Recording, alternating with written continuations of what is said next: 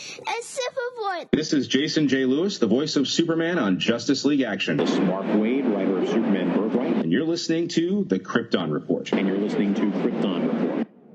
Up in the sky, look! It's a bird! It's a plane! It's the Krypton Report! The All Things Kryptonian podcast, including Superman and Supergirl. We discuss games, movies, cartoons, TV shows, and comics. Find us on Facebook, Instagram, YouTube, and Twitter. And bird! And a plane! And Supergirl! All right. Welcome to the Krypton Report. It is myself, Tyler, the Superman of Blue. Or as I like to call myself, the Man of Amazement. And with me is the mean, not so green, because he's the man of red, the buff, the tough, the also lovable, James Cole. Hello, sir. Yeah, hello. You ever watch Psych? I'm very lovable. Do you ever watch Psych? I've seen a few episodes. I haven't watched it as an ongoing thing. It is like one of my favorite shows, and it's also one like if I'm ever like down, like when Solomon was in the NICU, like when we were sitting in the room, I watched it because it just always brings me joy. Right. And it's so laughable. But if you go back, the character of Sean will always introduce Gus in the most interesting like manner. Like he'll be like, and this is my associate, Mr. Jazz Hands.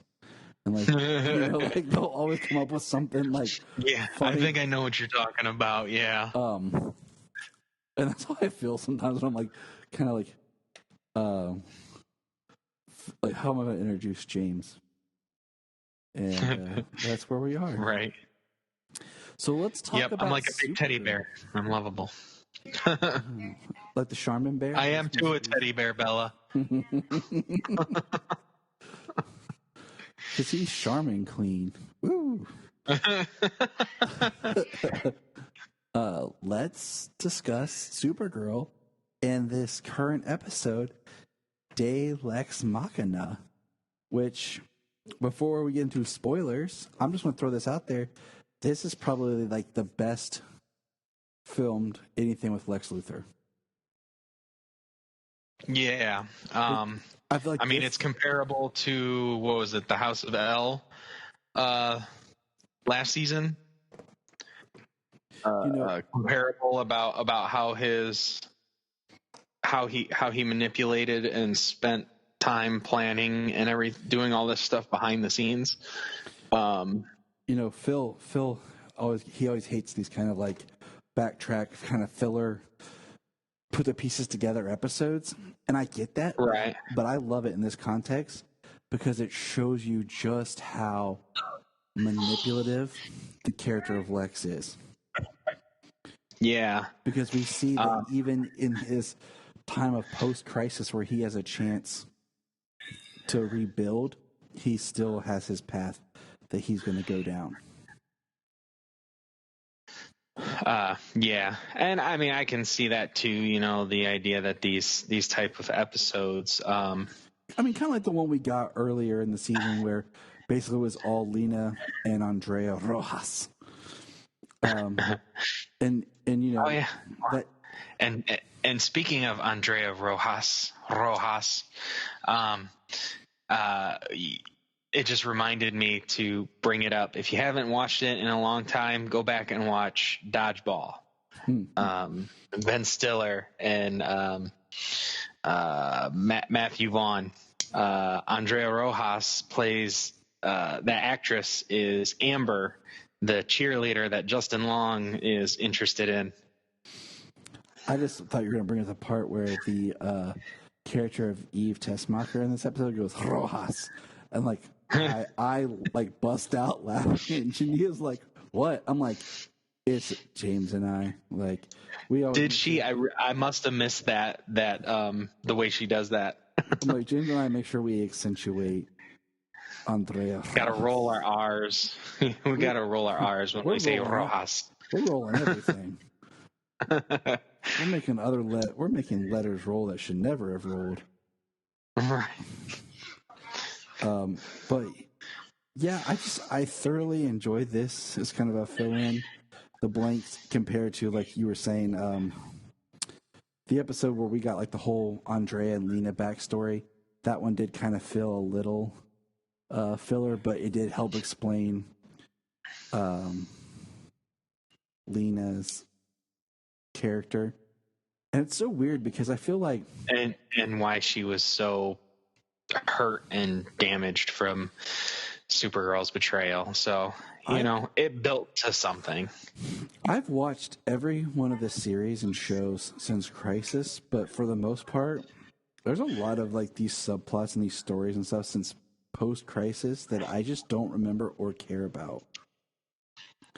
And it's just kind of weird, because like watching The Flash and everything, like Janine, I'm trying to remember, like, okay, what happened? Who happened? When happened? Like, and it's just weird to me because I'm like, usually I'm so plugged in, but I think part of it's because certain elements have changed and you're trying to discern like what still counts, what's still going on. And with these long breaks that we've had, I feel more disconnected from the shows. Like, I'm really looking forward to when all of these hit Netflix in the next couple of weeks. When, it's a week and a day after their season ends. Yeah. So I can watch them straight. Because, like, there's stuff that I feel like I'm missing because of it. I feel the same way. The only show that I've actually seen every episode this season is Supergirl. It's the only one I've seen every single episode since the beginning of the season. I didn't catch every single episode of Arrow. I know that I've caught up on The Flash a couple of times. It had been a few weeks before I'd seen anything, and then I went back and I watched some. So that happened a couple of times. And right now, I'm a few episodes back again. One of the last ones I saw was, I think where the mirror people are talking to chick in the mirror, where they're actually communicating with her, showing that she's a villain.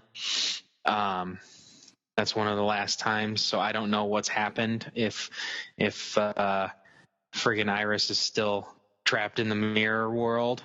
Spoilers, I don't know. Spoilers. People out there who are like, what? Iris? What? Yeah, there's just so much that I feel that's happened that I'm just kind of like, I don't even know anymore. Right. But, that is the beauty of the binge model. It's the binge model, and you have to wait until the season's over with. I actually just had something to say about that because I went back and watched the Batman's Back episode of Harley Quinn with the internet guys at the beginning. Mm-hmm. And at the end, he's like, "What? It doesn't come out until next week?" I said, "Man, this release schedule sucks." Like, dude, it's like normal television. It's wait till it's every Friday. And like, it's regular appointment television. Like, you people with your binge model, like, it's not my favorite. It's not my favorite. I mean, yes, it's great to watch all of a show, but any of those shows that I've binged the crap out of, I've never gone back to watch. Yeah, because they don't work as individual episodes. When you go back, there's not like, oh, you have to watch this the one. Unless it's something like, for example, I binged pretty much by myself The House on Haunted Hill on Netflix. Okay? If I ever went back and watched it, I'd have to watch the whole thing again. There's one episode that stuck out that I rewatched only for a technical reason. It's because the whole episode feels like it's being done in one take. One continual movement. And I was showing Jania how they were doing it. Wow. And I was talking about it with her, What else did we watch? Jania and I watched recently, we finished watching the first season of Lock and Key. And we were just discussing You know, these shows aren't made so that the episode in itself stands as an episode. There's no really a definitive beginning, middle, end. It ends at a point, and sometimes you don't know when it's going to end, and then you're waiting for the next one to start because it's just like one thing chopped up. It doesn't stand on its own, and that's the problem with the binge model is you want to keep watching it because you don't ever feel satisfied that you got a show or a story. You know, unlike these shows like we're talking about here, where they're 20-some episode seasons, but for the most part, there's an overarching, like Jania and I have been trying to catch up on Supernatural. We were behind, and we're almost done with season 14 to catch up to the current airing season, which is 15. And the thing is with that show is even the filler episodes are great because that show is geared towards being able to have filler episodes.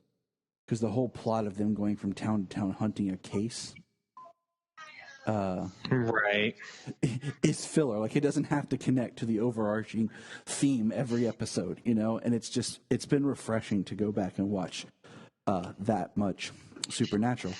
But this isn't our Supernatural podcast yet. So, James, do you have a summary of... Retaining his pre-crisis memories, Lex takes note of the changes that were made while he continues his hunt for Leviathan. As part of his plans, he convinces his Leviathan double agent Eve to manipulate Amy Sapphire and Richard Bates, as well as kill Jeremiah.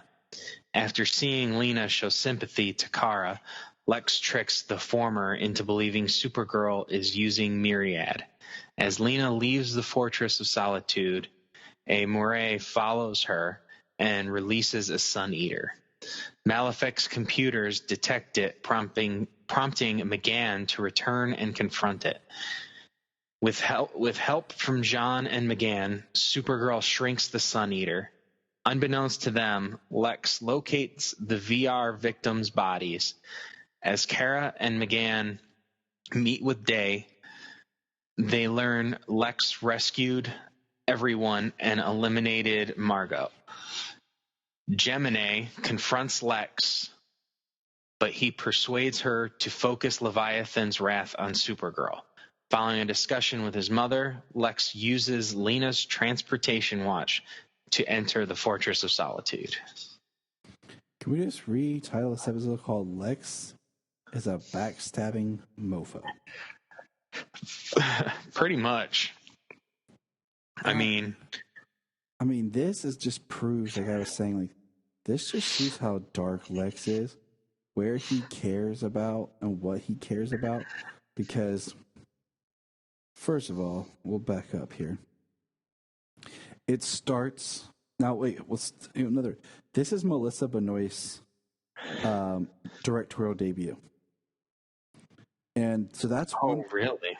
Yes. And she did an amazing job. I actually also, just talking about actors, so I don't know if you ever watched The Vampire Diaries.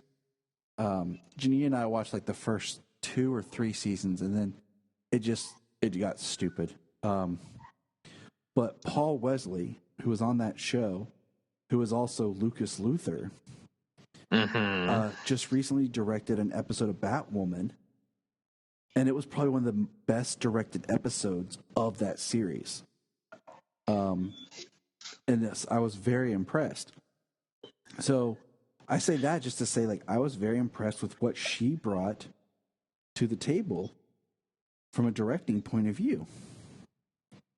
And I just thoroughly enjoyed that. Now, that's one thing to take note is I think this is a great episode for her to direct because Supergirl is absent a majority of the film, of the episode. Yeah, the majority of Supergirl that you see in this episode is stuff from the past because it goes from day one of post-crisis, and as it continues, it unravels Lex's plan, all the way through 90 days post-crisis. And So I like that the it gives stuff a they little bit show of is stuff we've seen already. it gives a little bit of a The majority timeline, of it. which is Yeah. which is nice. So Lex wakes up in his room, and it's post-crisis. And without the delay, it probably would have been pretty close to being spot on. Yeah. Because this would have happened back in this episode would have happened back in April, 3 months after post-crisis, after the final episode of Crisis on Infinite Earths. And, Lex wakes up to his butler, and, he's walking around and sees all, like, the magazine covers and everything that he's on, how he's being praised and being honored, and how we find out that Lena is there asleep on his couch. Which was, like, really cool just to kind of see things that we didn't see, but we knew were there, Yeah, I mean, the things that they show from the past were only glimpses. They didn't spend time on things that happened previously. They show what had happened. They show you who and what Lex and what and how Lex's hand was involved, but the entire episode is unraveling Lex's plan throughout the entire 3 months. So, we see that Lex, of course, we got the part again where he's like, "What's Leviathan?" And we learn that, Lex wasn't the one behind Leviathan. And he gets obsessed with finding them out. He goes to the ship. It's nice they actually expand on that, because when he goes, "What's Leviathan?" back post-crisis, that's basically like how it ended. Wasn't it that episode how it ended? Like, "What's Leviathan?" And that was it. Well, in this, they expand on that. Lena starts talking to him, starts telling him what it is, telling him that Eve was playing him and all that kind of stuff. And it's just so that was pretty cool. So speaking of Eve, Lex, he gets all the associates of people who are working with the Leviathan. He goes in, he targets Eve, basically, because he shows up and semi-rescues her from having to do Leviathan's dirty work and killed him. And we learn that somebody murdered Eve's father, and that worked for Leviathan. They're holding that over her. And, Lex basically comes in to rescue her, and we see these different glimpses of every time something happens where Eve thinks that she's kind of figuring out what Lex is doing. So she's like, "Oh, do you want me to do this to tell them?" He's like, no, don't. Because this is what's going to happen. They're going to have this issue. This is going to happen and fall apart, and then I'll come in and do this. And Lex does what Lex does, He says, no. She's like, "Mr. Luthor." He's like, no, call me Lex. And then he talks about how, look at these guards protecting your mother so that Leviathan won't bother them. And I mean, he gets her on his side, hook, line, and sinker. Yeah, like he in this episode, like, he knows how everyone's gonna react. He knows when and where, and he's waiting for people to do what he expects to take his next step. Like, in this episode, he is extremely intelligent, conniving, manipulating, and just evil when he finally reveals in the end, like, "I don't love you. I used you. You killed Supergirl's dad. Oh, wait, hold on. I've got..." I mean, Yeah, so he tells Eve that he kind of getting ahead of myself there. No, you're fine. He tells Eve that I've located the man that murdered your father, and it's a picture of Jeremiah Danvers. And he tells her, she's like, I didn't think I had to kill for Leviathan. He's like, you don't have to, but I'm letting you know this is for you. So Eve is the one that killed Jeremiah. Yeah, which I'm glad they tied it into the plot instead of basically just writing him off. Yes. They tied it into a masterful plot for the season. I thought that was great. Because then they go back, and at the end, like when she like Lex shows up at home and she's cooking, and he's like, "Is that beef Wellington?" She's like, "Yes, for us to be as a couple." He's like, "A couple." She's like, "I've been trying to tell you, silly. I love you." He's like, "Of course you do."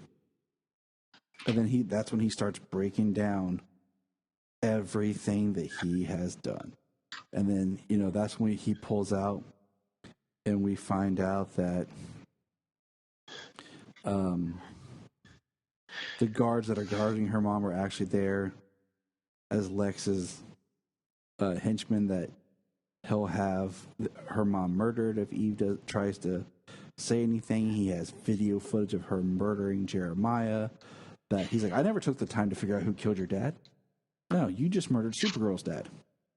Yeah. He says, I didn't even look into it. I didn't even bother looking into it. And he just like breaks it down, and she is like, you're worse than Leviathan. He's like, no, better. Like, and I mean, it just is so dastardly, like everything that he's doing. And I mean, it's great for the character because he plays everyone. He knew about the backdoor problem in Obsidian Tech. He knew about the guy who wanted to imprison the other guy because of his wife. He helped him. He was a bartender that helped push him over the edge. Yeah, that was crazy. His long hair and stuff. His like cowboy almost shirt, whatever he was wearing. So he made sure that he was involved and nobody was paying attention to him. And that's what Lex Luthor does. That's why he's so dangerous. I love how they gave him a disguise in this. Like, he's got all these people on his payroll to do whatever he wants, whether because of money or because of blackmail or whatever it is. But he gets his hands dirty. Mm-hmm. And he does it in like such an intelligent and manipulative way. I mean, dressing up and playing a bartender. How many times in like the comics have we seen Lex Luthor disguised as somebody else? Mm-hmm. I mean, heck, in the Death of Superman, when he's under house arrest, he leaves his building disguised as somebody. Leaves somebody with his collar, with his ankle monitor on at his building, at his home. Like, I mean, this is one of the best written and best acted versions of Lex Luthor that's been on screen. I mean, there's really nothing better you can say about it than that. Because you're absolutely right. And that's why I loved it. Like, even when he confronts Gamine. Yeah, Gamine. She and I was like, and I kind of thought for a second, I was like, when did her real name get revealed? Because Eve even says it earlier in the episode. She's like, Gamine won't even let me on the ship. And I was like, oh, okay. And I was trying to remember, when did her name get revealed? But I'd say it was either through evenness or something we don't recall because of the gap. I think it's the latter. But you know, she comes and Lex is like talking to her and confronting her and trying to get this massive giant VR. Everyone jumps in VR at the same time to escape something. And she turns into like a metal monster that reminded me of the cyborg from Superman 3. I was just gonna say that she looks like the robot, the cyborg from Superman 3. And That's my exact same thought. and so when Lex releases the Sun Eater, it causes everyone to freak out and panic, so they all like escape into VR. We see people all around the world kind of like just going into VR to escape their reality. And yeah, it's Jason Mewes. He jumped off of which is funny to see Jason Mewes as a farmer in this episode as a farmer. He jumps off, says some kind of weird line. I forget what he said.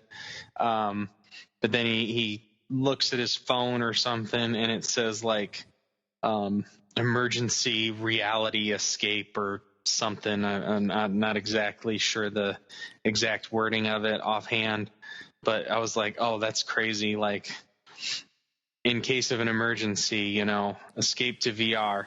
I mean, what's going to happen if you die, if your body gets killed? Right. Yeah. You escape into VR. You can't physically do anything. So in case of an emergency, you're just stuck. You're screwed. In case of emergency, you're right. And that's what I thought was interesting is, so Lex has that. And then, so all that's going on to prove his point. McGann shows back up because, like you said, about the myriad and the Q waves. So it was nice to see McGann again. I thought the same. And then Supergirl shows up to help McGann and Jean stop the Sun Eater wearing a Lexo suit, which is ironic. Well, the interesting thing, we see McGann again. So Jean is wearing that Martian vest or whatever as David Harewood in the earlier portion of this episode. And then later on, after the Sun Eater comes out and McGann shows up, they're both wearing the new style costume. Oh. And we actually get to even see David Harewood as himself, I believe, in the new style costume. Nice. That's very nice. I must have missed that.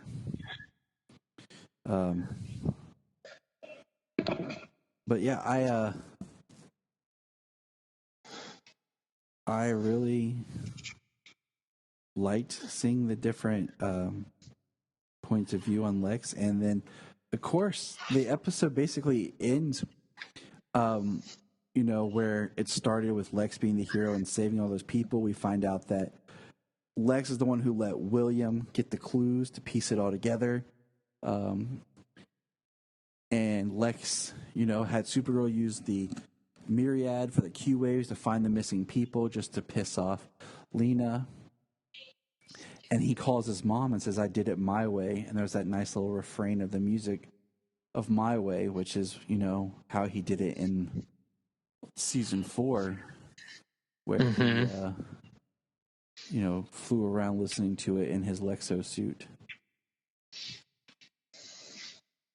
But I mean, all in all, like it was a great episode to see Lex grow but I have to ask one question. Where's Superman? And I don't mean to say that in a way of putting down the show or anything, but Lex Luthor being as big of a threat as he is, being a big Superman villain, with Superman having his post-crisis memories, I don't think he would be too happy with Lex being in the spotlight as a good person. Right. I didn't even notice watching it last time the Moray following Lena through the portal into the fortress. Yeah, I can't remember what it was called, but yeah, and that's what attacks Supergirl, releases the Sun Eater. Yeah, and Lex uses how I forget what they're doing, why she's using Myriad to block it, but whatever he's doing forces them to use Myriad, and of course, Lena is not happy with that, and he convinces her to go to the fortress, and he uses the tech to figure out where the fortress is. Like, he uses Lena to track Lena Lex to the fortress. Lex does nothing without being ahead of everyone. But I was impressed by just because I feel like this is Lex's big episode, because Cryer, they can't keep him around forever, and we don't even know if he's going to be on the Superman and Lois series. We don't know. But any closing thoughts on Deus Lex Machina? I mean, as jumpy as some things have been, and long breaks and crisis, I mean, this is a top-notch episode. John Cryer is fantastic. They did a good job with some special effects in this episode. They fly into space. There's a Sun Eater. Got a couple of Martians. And the plan. It is a top-notch episode, for sure. Typically, I mean, anything with John Cryer in it now is it elevates the episodes. So that's good. Look up in the sky. Look up in the sky. Look at the sky.